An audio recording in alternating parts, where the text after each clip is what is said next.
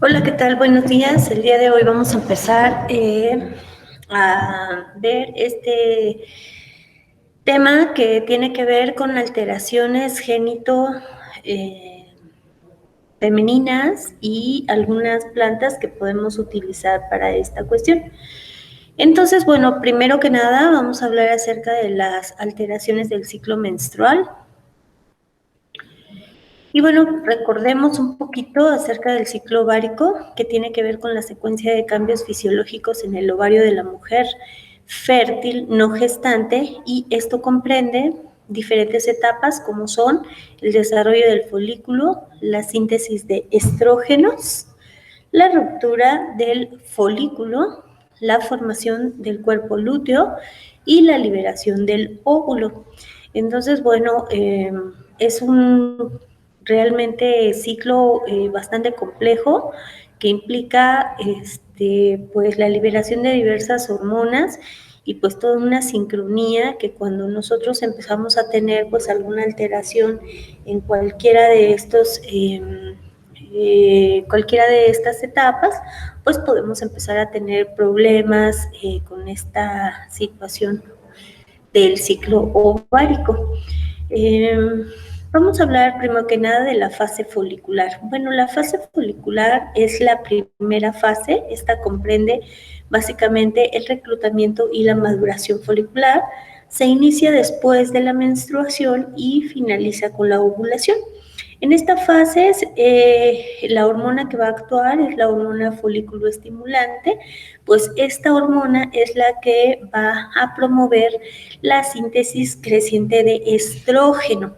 Entonces, justamente en esta fase folicular es pues donde incrementan de manera importante los folículos, los estrógenos para que empiece pues justamente este proceso de maduración. En la fase lútea, que es la segunda fase, se va a dar la formación y posteriormente rompimiento o atresia de lo que se conoce como el cuerpo lúteo.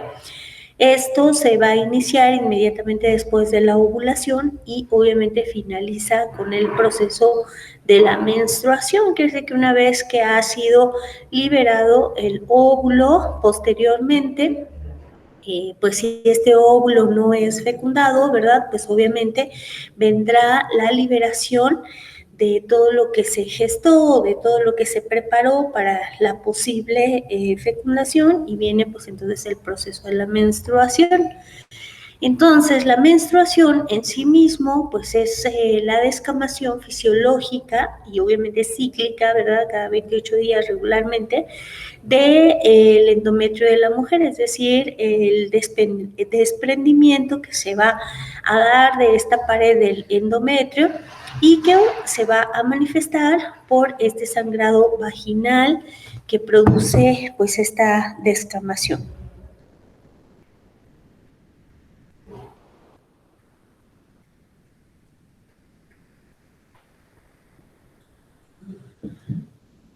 Entonces, bueno, pues gracias a esta descamación del endometrio, cuando se da la caída importante de estrógenos y de progesterona, ya que pues al no haber ninguna fecundación, estas hormonas se van en picada, pues viene estas pequeñas contracciones que van a permitir el desprendimiento pues de esta pequeña pared que se genera sobre el endometrio.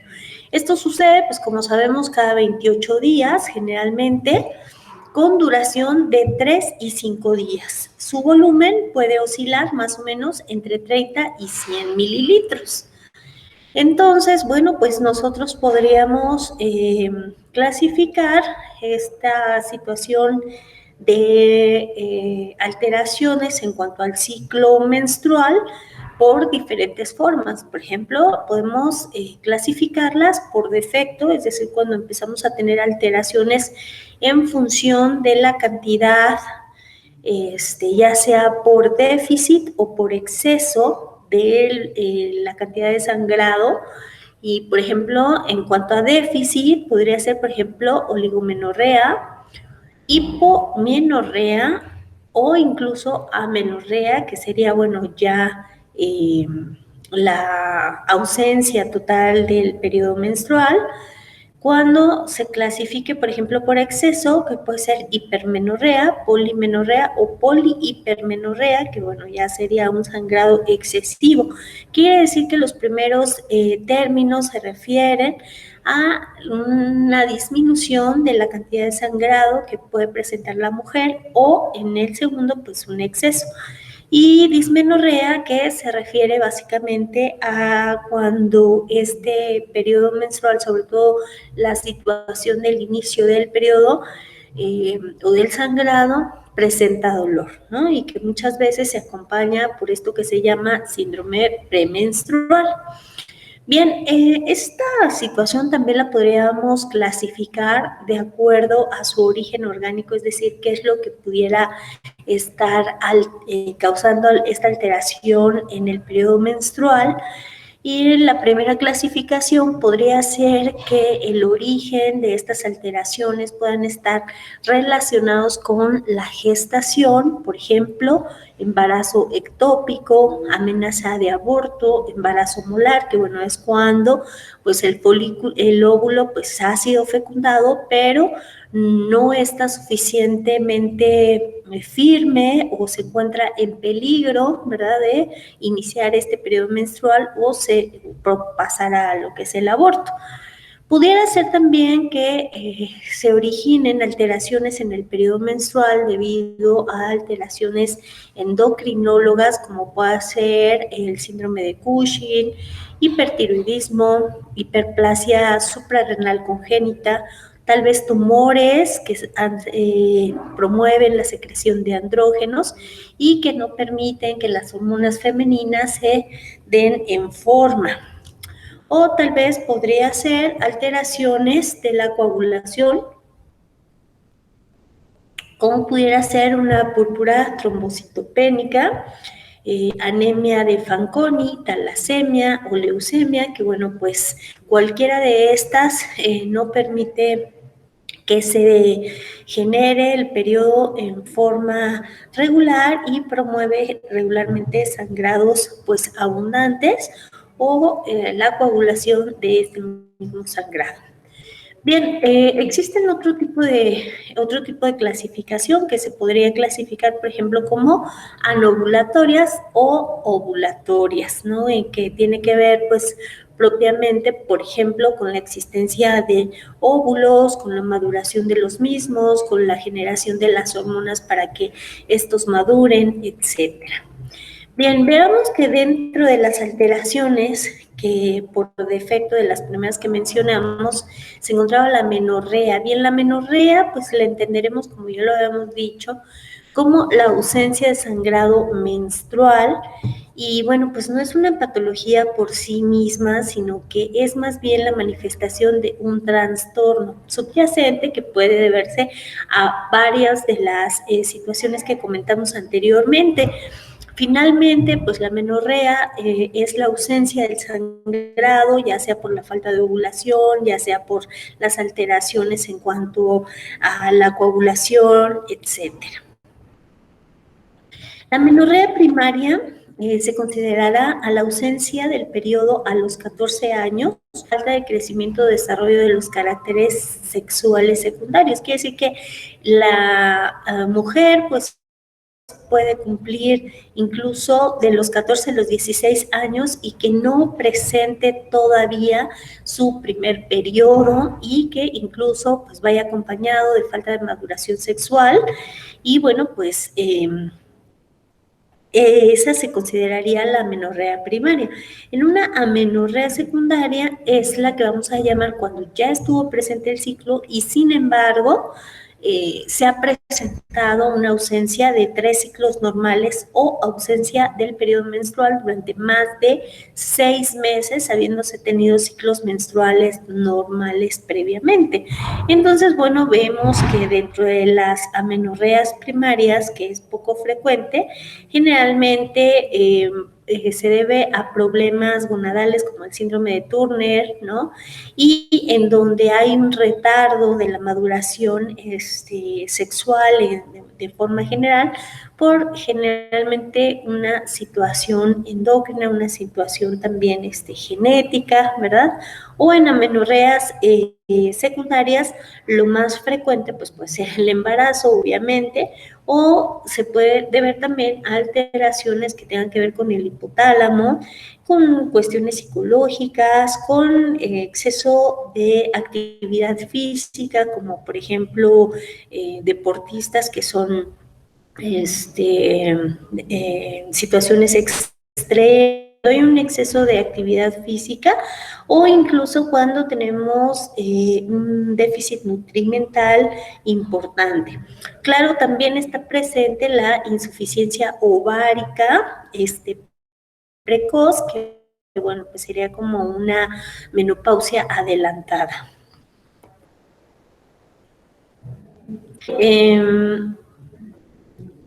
La menorrea, como decíamos, pues puede tener un origen hipotalámico, que pues ya sea que tengamos un déficit de gonadotropinas, malformaciones hipotalámicas, lesiones destructivas del área hipotalámica, como puede ser un golpe, una infección, o simplemente alguna alteración funcional del hipotálamo, que a su vez va a afectar su comunicación con la hipófisis, ¿no? Generando, por ejemplo, el síndrome de silla turca vacía, adenomas, lesiones por irradiación, por ejemplo, y también podría estar presente un problema de hiperprolactinemia, que bueno, pues cuando se da una generación de las hormonas que son productoras de leche, o la hormona que es productora de leche, bueno, pues el hipotálamo entiende que estamos en una situación de embarazo o lactancia, y por lo tanto cesa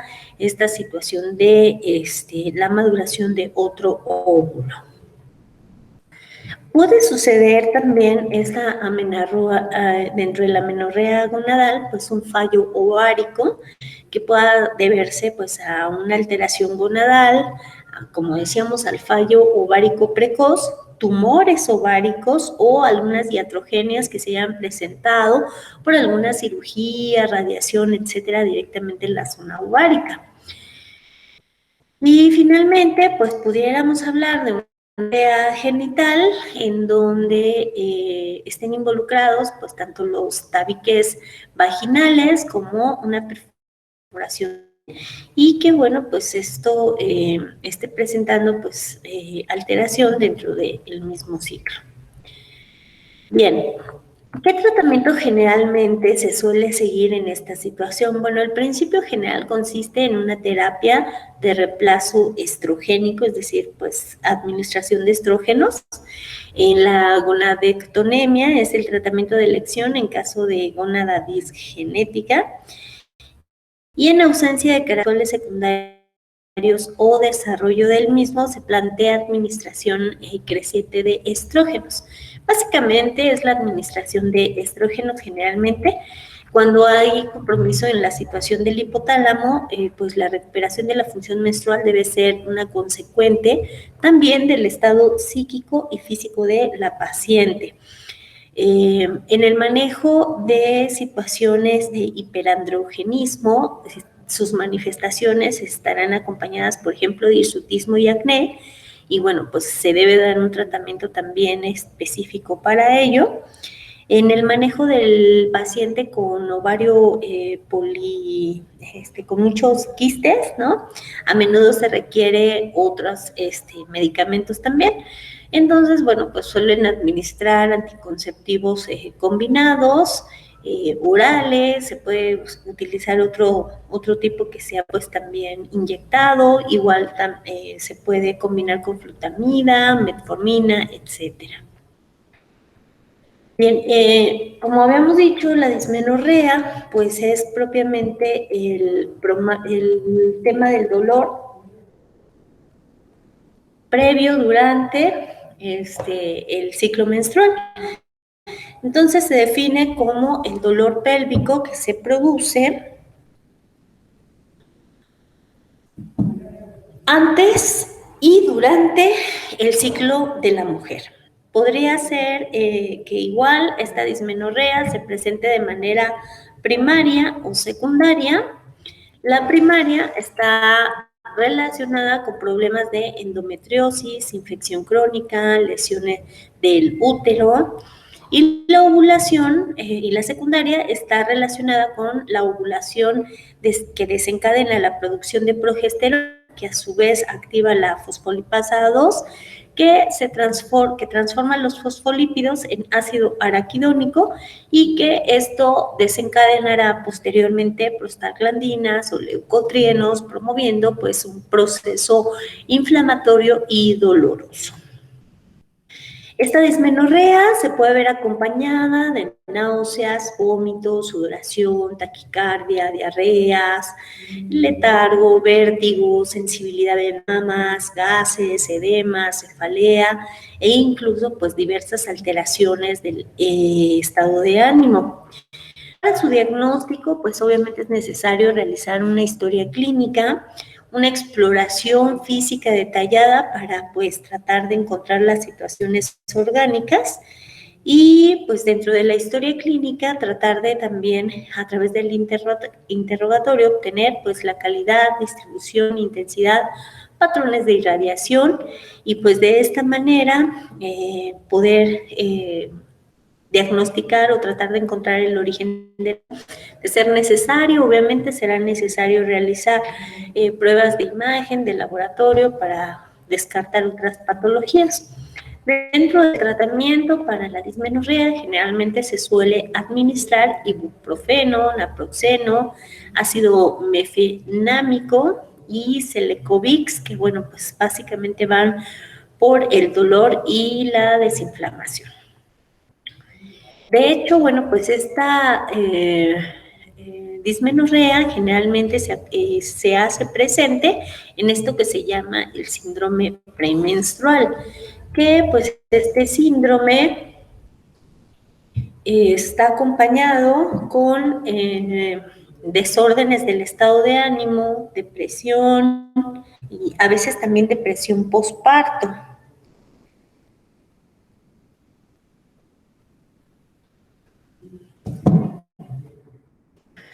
El síndrome premenstrual puede tener relación con cambios hormonales, con situaciones de déficit nutrimental e incluso con situaciones de estrés.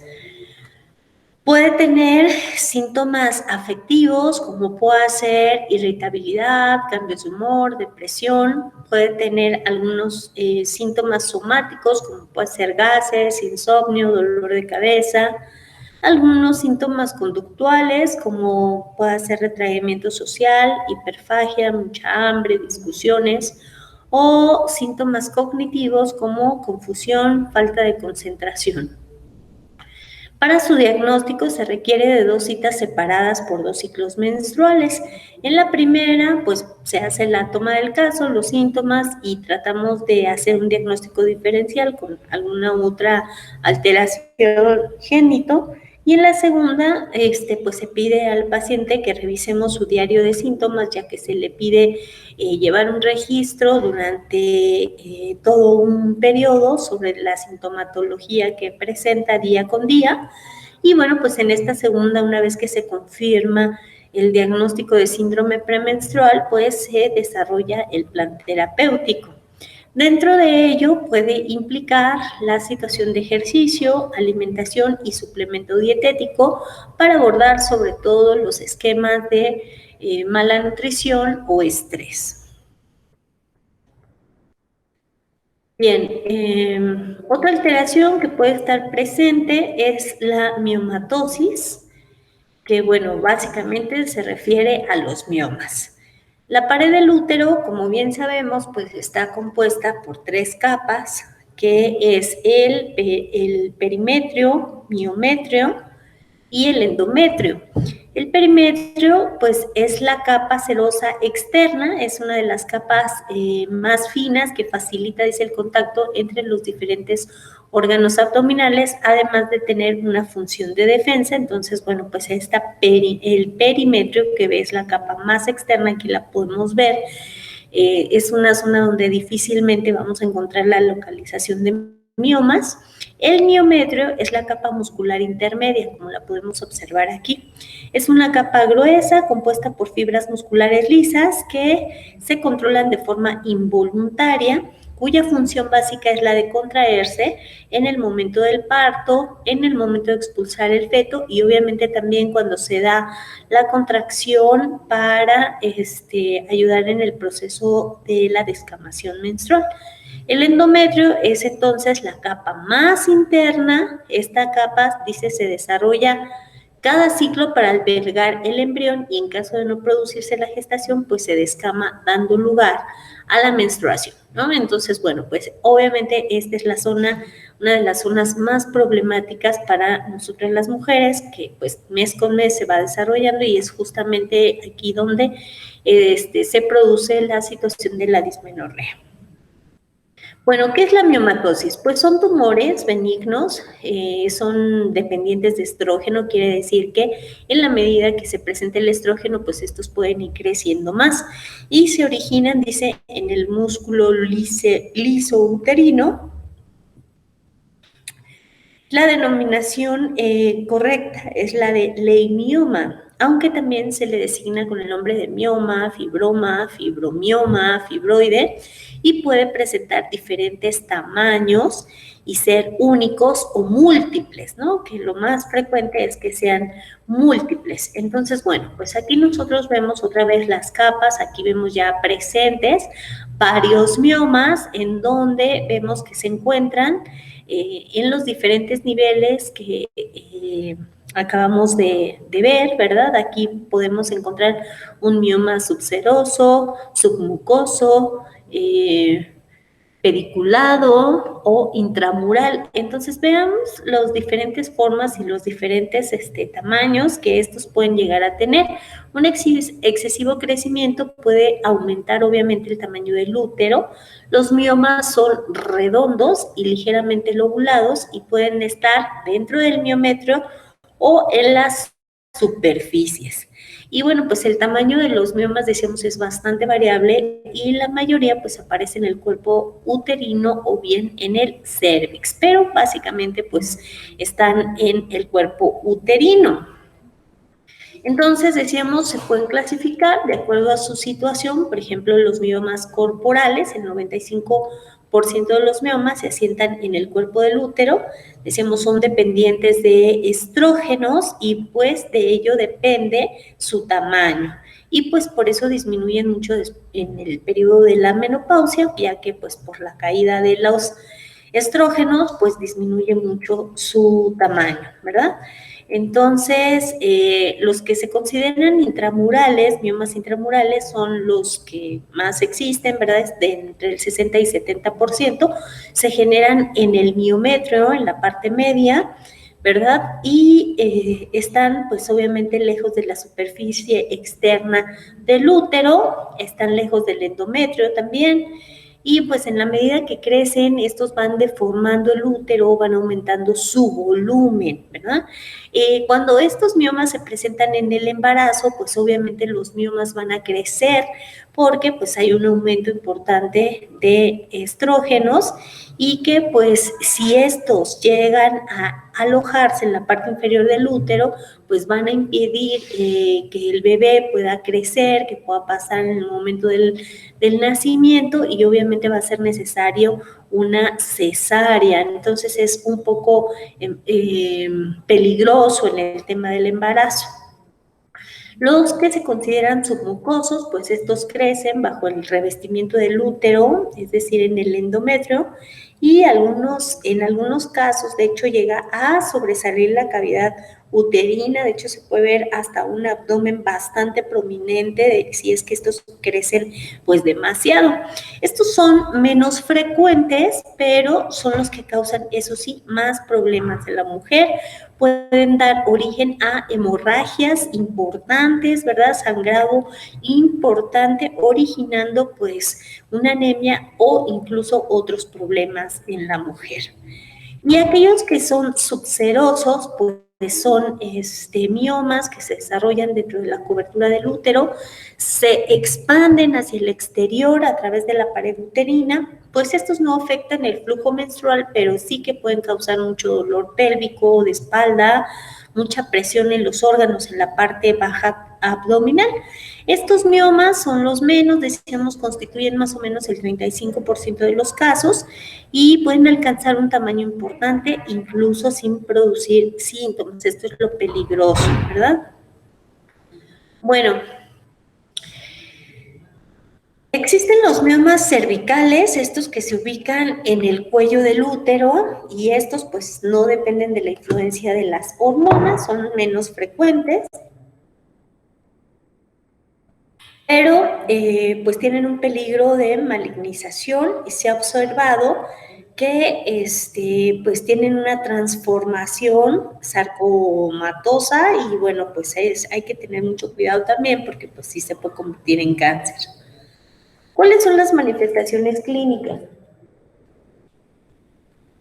Bueno, pues del 30 al 40% de las mujeres van a tener síntomas y del 60 al 70% van a ser asintomáticos. Dentro de los síntomas, pues va a haber muchas ganas de orinar, dificultad para iniciar la orina, infertilidad, anemia, policitemia, metrorragia, dismenorrea, dolor pelviano.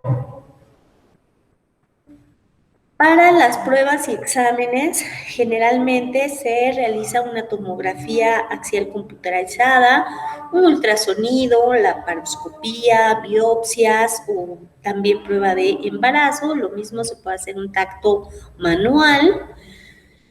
El tratamiento pues puede ser básicamente quirúrgico, ¿verdad? Conservador o definitivo. Bueno, por último vamos a hablar de los quistes ováricos. Estos quistes ováricos, pues no es otra cosa que la acumulación de materia en lo que son los ovarios. Los ovarios, pues son dos glándulas localizadas en el bajo vientre, al lado del útero, y pues estos son los encargados de la producción de los óvulos, las hormonas sexuales, ¿verdad? Y pues, ¿qué es un quiste? Pues es una membrana con forma de bolsa que tiene líquido en su interior, posee paredes delgadas, con un tamaño que va desde milímetros hasta 8 centímetros y la bolsa puede estar dentro o en la superficie del ovario. Existen diferentes tipos de quistes, hay funcionales, dermoides, bueno, de diferentes formas. Entonces, ¿qué es un quiste? Pues están recubiertos generalmente por una capa interna de células. En su mayoría son asintomáticos, pero pueden ser detectados mediante un examen ultrasónico. Se puede generar una precocidad sexual, trastornos menstruales o hiperplasia en el endometrio. Su tratamiento es básicamente con anticoagulantes orales para acelerar la resolución del quiste. Estos quistes también se pueden llegar a presentar por parte del cuerpo lúteo, que son los de menor incidencia, llegan hasta los 3 centímetros y se presentan como resultado de la hemorragia intraquística producto de la vascularización. Dentro de los síntomas, pues algunos quistes pueden no presentar síntomas, pero la mayoría son dolor en la zona abdominal y pélvica, dolor al ir al baño, náuseas, vómito o aumento del vello corporal.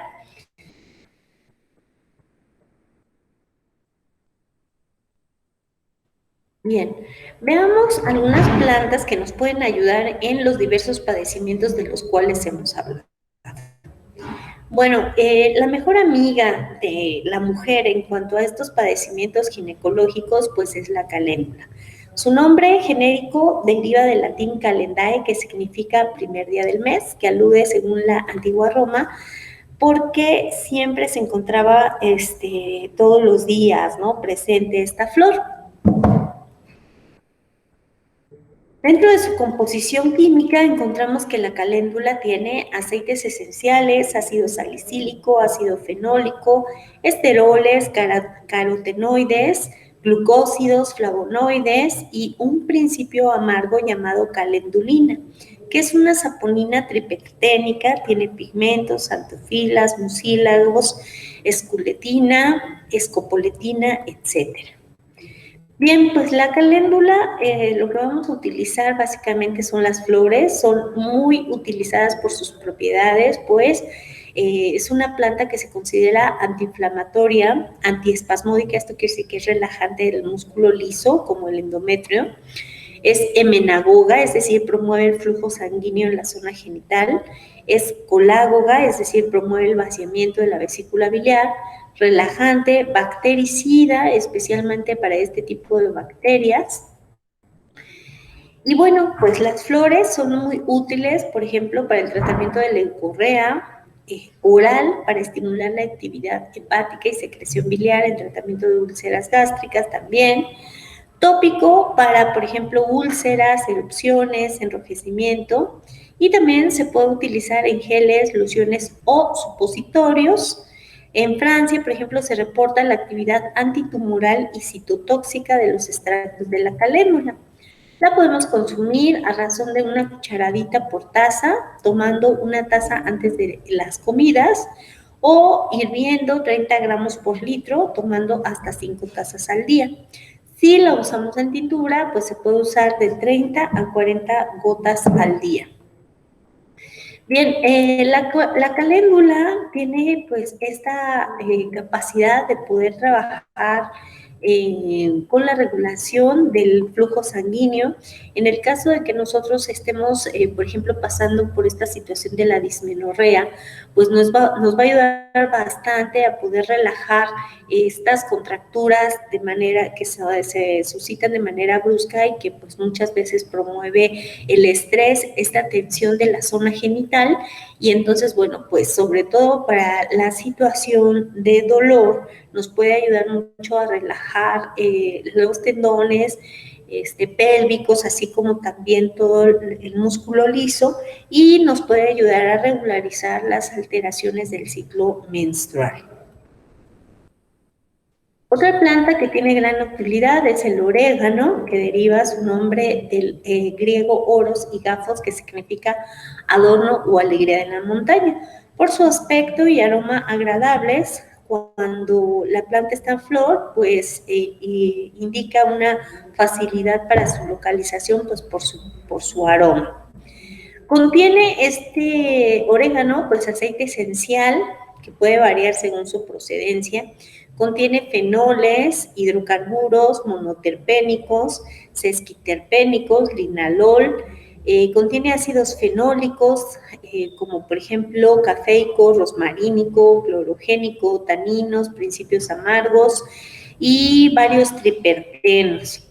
Dentro de sus propiedades, así como la caléndula, pues también es un relajante del músculo liso, es digestivo, es carminativo, quiere decir que promueve también el movimiento del músculo liso, es aperitivo, coletérico, expectorante, antiséptico de vías respiratorias, diurético y tónico. En uso externo también favorece la cicatrización, la analgesia, es antiséptico y antifúngico también. El aceite esencial también tiene cierta acción antioxidante. Se puede consumir en infusión, una cucharadita por taza, tomar sobre todo antes de las comidas, o hervir una cucharadita por taza por 5 minutos, tomando hasta 3 tazas al día. Si se pretende usar como tintura, se puede utilizar de 30 a 40 gotas al día. Para la situación hormonal o para regular la cuestión tanto de hipotálamo como hipófisis, vamos a recomendar pues mucho la moringa, que la moringa es original de los Himalayas. Esta especie se introdujo a América durante el siglo XIX, quizás en la época de Filipinas, cuando los tripulantes de la nao de China. Bueno, pues esta moringa que viene del oriente se consume pues tanto la hoja, vaina fresca, la semilla, y la raíz también se utiliza como condimento. En la planta se han identificado proteínas, fibra, carbohidratos, aminoácidos, vitaminas, carotenos, tocoferoles, minerales, y en la hoja se ha identificado el ácido linoleico, que es el más abundante, mientras que en el resto de la planta pues también encontramos el ácido palmítico, aceites como omega 3 y 6, y bueno, pues ha sido recomendada por la por la ONU para complementar pues la dieta. Dentro de sus activos también contiene taninos, saponinas, polifenoles, campeferol, quercetina, mirecetina, isoramantenina y bueno, muchos activos más. Los extractos de la hoja contienen gran actividad para muchos tipos de bacterias, bacterias tanto gram positivas como gram negativas, para hongos, para virus, y también tiene una actividad inhibitoria en el crecimiento de larvas, que bueno, pues esto se debe sobre todo al campeferol y quercetina. Según las últimas investigaciones, la moringa además contiene más de 90 nutrientes distintos. Sus 46 antioxidantes protegen el corazón y el sistema inmune, fortalece los huesos, el sistema nervioso, el sistema muscular, y pues también tiene gran riqueza de calcio y magnesio. La corteza, flores y hojas generalmente se pulverizan y se aplican de manera tópica para tratamientos de la piel. En México, la planta se usa para el tratamiento de anemia, asma, como un tónico cerebral, para disminuir la presión sanguínea, como regulador tónico, como antiinflamatorio, contra la alopecia, para bajar de peso, para problemas de hígado, para fortalecer los riñones, y las flores, las hojas y las raíces se usan en la medicina popular de varios países contra varios tipos de tumores, mientras que las semillas se usan también contra otros tipos de tumores. Una decocción de la raíz se usa también para retención de líquidos, y el jugo obtenido de la raíz se aplica para promover la circulación en la sangre y la piel. Las hojas frescas frotadas en las sienes, por ejemplo, para dolor de cabeza. Preparaciones hechas de la corteza se usan para problemas de falta de vitamina C. Las raíces también se consideran un tónico para el cuerpo, para los pulmones especialmente, y la decocción de raíces se toma para promover la menstruación como expectorante, como diurético. También las hojas poseen acciones antioxidantes, acción benéfica sobre el hígado, riñón, corazón, los genitales y los pulmones. Bien, entonces, pues una de las plantas que más recomendaríamos, pues es justamente esta de la moringa, pues tiene acción básicamente sobre todo lo que nosotros hemos mencionado, ¿verdad? Ya sea una situación de acumulación o masas que se pueda dar en cuanto a los miomas, en cuanto a los quistes, pues como también promueve la diuresis o activa lo que es la microcirculación, permitirá una desintoxicación del organismo que pues no conlleve a la acumulación de formación de quistes. Igualmente, pues promueve una importante acción de la situación del sistema endocrino, y pues esto nos puede ayudar bastante. La caléndula la podemos utilizar combinada con orégano y también con romero a modo de baño de asiento. Esto será bastante útil cuando nosotros tengamos afecciones génitas. Sí, relacionadas con el ciclo menstrual y el dolor y la tensión, ¿verdad? Y si lo que hay más problema es la maduración o alteración hormonal, bueno, pues entonces en este caso será más recomendable el tema de la moringa. Y bueno, pues con esto estaríamos dando por concluida esta charla, esta conferencia acerca de las alteraciones génito. No sé si alguien tiene alguna duda. Bien, pues entonces me despido de ustedes. Muchas gracias y nos vemos en otra ocasión.